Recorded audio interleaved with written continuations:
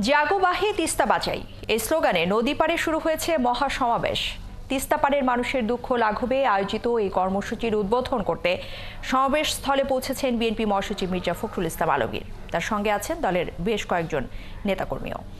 প্রকল্প কর্মসূচি সফল করতে এর আগে ব্যাপক প্রস্তুতি নেয় তিস্তা বাঁচাও নদী রক্ষা আন্দোলন। 2 দিনের অবস্থান কর্মসূচিতে তিস্তা পাড়ে আয়োজন করা হয়েছে প্যান্ডেল এবং তাঁবুর।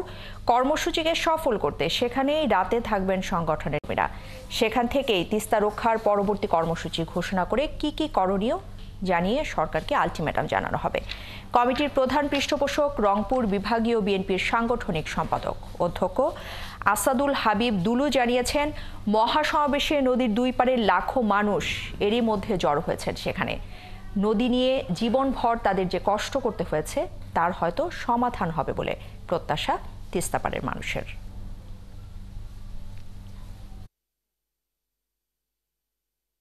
মরুভূমিতে পরিণত হয়েছে, এটাকে খনন করা হোক, প্রোটেকশন দেওয়া হোক, তিস্তার পাড়ে শিল্প কারখানা করা হোক, যাতে এখানকার হারিয়ে যাওয়া মানুষগুলো কর্মসংস্থানের ব্যবস্থা পায়।